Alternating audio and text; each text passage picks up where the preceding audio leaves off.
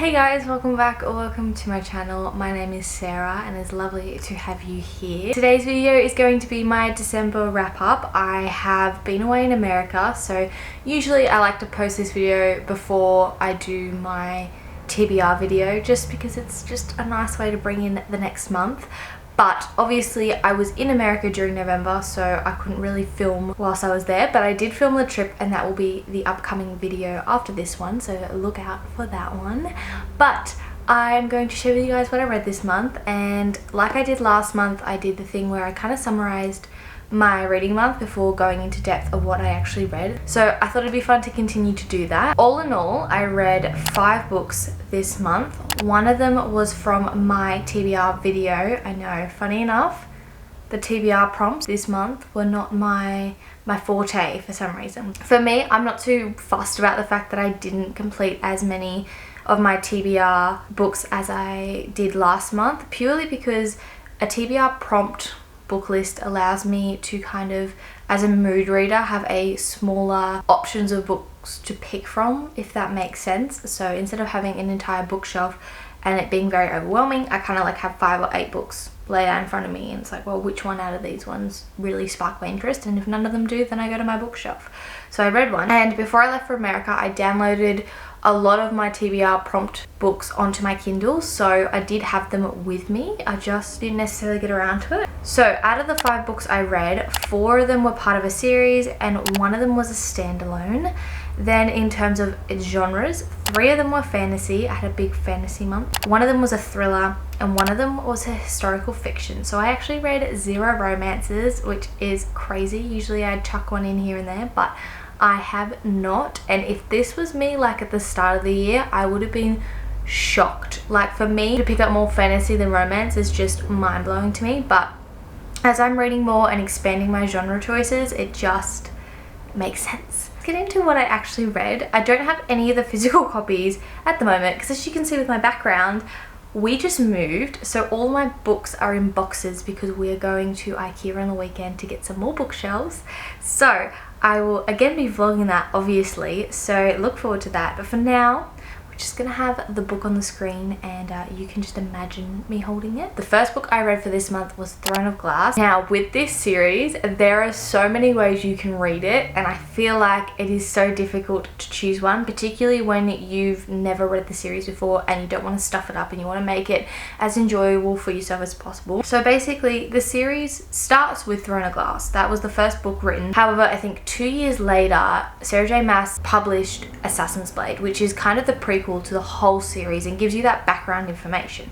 So some people read Assassin's Blade fourth, people read it first, some people read it second, third. There's so many different ways, and I think the best way to do it is just go and research it for yourself. To me, choosing what order I wanted to read the series came down to how I read as a reader. For me, knowing context, particularly when you get to a peak in a book where everything's fast paced and things are being revealed left, right and center, knowing that context, you can just go, oh my god, this is mind-blowing, and keep going with it, rather than just sitting there and being like, wait, what's this? This doesn't make sense. It just adds so much more enjoyment to the book. So that is where I read Assassin's Blade first, and that was last month, so that was my other wrap up.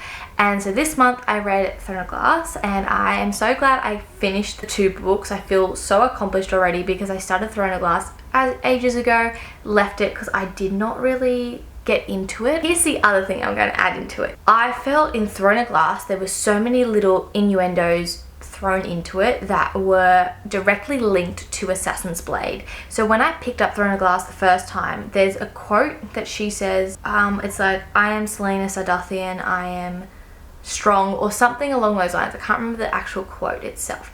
But when I read it the first time, I was like, oh, this is a little bit cringy. But now reading Assassin's Blade and knowing the context behind her saying that breaks my heart every time I read it. Breaks my heart. There was also some other context behind where she's at the start of the book in the camp. You know why she gets there, how she gets there. So I felt like I was very much set up reading it this time around, now having read Assassin's Blade. So if you love context, I would recommend reading Assassin's Blade first. But also, if you don't necessarily want the context, just find an order that works for you. I feel like there's a lot of pressure getting the order right, but I would just say my best piece of advice is choose it based on you as a reader. what kind of way do you like reading a series? That's how I would do it. So I rated the book 3 stars. The book itself, I didn't find any like miraculous things about it. I wasn't overwhelmed with it, I wasn't underwhelmed with it, I was just neutral with it. I think the whole book kind of took place in the same setting, and for me, I need setting changes, like that does my head in. But I think because the same setting didn't kind of occur until closer to the halfway of the book, it wasn't as if the entire book was the same setting, so I could get around it. But I just felt like it could have been 100 pages shorter. I just felt some bits were a little bit repetitive. I love Kale, love him. I think he is phenomenal, and I have no words to describe him. I just love him very much. I did enjoy the book, and the other thing with a fantasy series is it's a first book in a series, so obviously it's going to take me a little bit of time to get into. As when you start a fantasy series, there is so much to delve into to set you up for the rest of the series. So I did keep that in mind and do keep that in mind with my rating. Then I moved on to Iron Flame, which is the sequel to Fourth Wing. I rated this book 3.5 stars. I was so shocked at how long this book was. Like, in terms of the number of pages, it was like fair enough. But the words on the page, I believe I saw a TikTok saying there was over 240,000 words in the book. Like, it was bigger than one of Sarah J Maas's books, I believe. Like, she was comparing it to like Crescent City, I think it was, or something like that. And I tell you, when I read it, it felt like 240,000 words. Like, it was just so long. But in saying that, I did thoroughly enjoy it, and I think, a bit controversial here, but I think what aggravated me the most about seeing everyone's TikToks of being underwhelmed by it or disappointed in it in comparison to Fourth Wing, Rebecca's already said that this is a 5-book series. It is a fantasy series. She needs to set up the world for us to understand what is going to occur in the world. And the first book, surprisingly, going against what I just said, how the first book in a series is usually very much a big setup plot, I felt there was more setup in Iron Flame than there was in Fourth Wing. But I think I preferred it that way, because Fourth Wing, you dipped your toes into the world, you knew what you needed to know for that book, and then Iron Flame's kind of like, hey, now you know this, let me tell you everything else so that you're ready for the next 3 books. So in saying it's long and tedious and it took me a while to get through, it made sense for what it was, and I did enjoy it, and I did enjoy the ending, and I cannot wait to see what the next book brings. But yeah, just keep that in mind. If you haven't read the series, or you haven't read the second book in the series, don't go in thinking it's going to be Fourth Wing, because it's not going to be Fourth Wing. You've got a lot of political speech, you've got a lot of other things in it that I don't want to spoil. So just keep that in mind when reading it. So yeah, that's why I gave it a 3.5 star, is because it wasn't necessarily that I didn't like it. It was just one of those books that was setting the stage for the rest of them. So it wasn't anything like mind-blowing. Then the next book I read was Crown of Midnight, which is for me, the 3rd book I've read in the Throne of Glass series. I gave this book 3 stars as well. Hello. Hello. I'm filming. Oh. Oh, hi Toads. Hello. What are you doing? Oh, you got your dental stick? Okay, is that where we're sitting? Back as I was saying with Throne of Glass, how a lot of the book took place in the same setting, this book was in the same place the entire time, and it did my head in. Like, genuinely did my head in. I need different places, or I need something different, and I felt that it could again be 100 pages shorter. It felt kind of like at some points a routine. So like, you know how in the morning you get up out of bed, you have your breakfast, you do your thing. It felt like that at some points. Like, I feel like I heard that Selena had dinner 25 times in the book. And that is genuinely me being harsh, but also too, like, I am at the point where I've kind of broadened my horizon with fantasy, so I know kind of what I like, and that really wasn't it. But I still gave it a 3 stars because the ending was really good, and I just know that the next book is where everything will kind of turn around and be a lot more interesting. And that's what a lot of people have said. Past Crown of Midnight, you get to a whole new world, and it's a whole new ball game.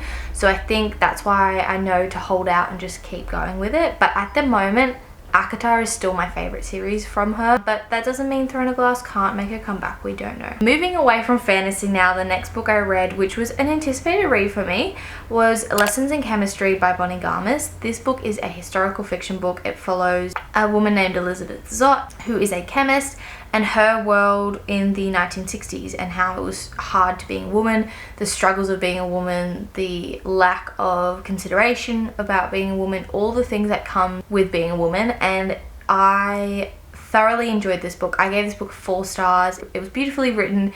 It was painstaking when it needed to be, but I would definitely recommend reading it if you enjoy women in STEM, or you're looking for women in history, or just things like that. It was just a very powerful read and definitely deserved the Goodreads Choice winner of 2022. Then the final book I read for November was The Housemade Secret by Frida McFadden. So this is the second book in the Housemade series, and I gave this book a 2 stars. Look, I know a lot of people have actually come out and said that the second book is nothing like the first book, and when I heard she made a series of the books, I genuinely could see the kind of intention behind it, and I actually thought, no, it could be good. And I was speaking to Olivia, who is part of my book club, because this was our book club pick, and before we went into it, she was like, I'm really nervous, I don't think it's going to live up to the hype of the first one, I've just heard not good things about it. And I said to her, it might actually, like, I can see how she could make a real series out of this. It could be really, really good. No, I've never hated a main character more in my entire life. She just, I can't remember her name now, I've blanked on her name, but the main character could have literally solved her problems. Like, I just felt like Frida, when she came to writing kind of the romance plot of the book or anything other than the thriller part of the book, it just lacked. And I was like, I don't want a romance book, I want a thriller book. So just, it's fine, I don't need to know about the romance. And I think the romance element could have been good if she didn't hone in on it so much. I just felt like it was a very prominent feature of the book, and I was so over it. When the twist came around, I was kind of like, oh, okay, that's it. I just didn't care for it. I was so bummed by it, because the first book had me shitless scared, like shitless scared. This book, I was kind of like, so will I be picking up the third book? Absolutely, because the synopsis of it sounds way more intriguing. Like, when I read the synopsis of this book, I was kind of like, oh, we'll see how we go. But the next book does sound intriguing to me, and I hope it is a redemption one. So those are the books I read for this month. I hope you all enjoyed hearing about them and learning a little bit more of what I read that month. I was so impressed. I read 3 books on the trip whilst away. One of them I finished in December, so you have to go and see what that one is. But thank you all for watching, and I will see you all in my next video very, very soon. Bye guys.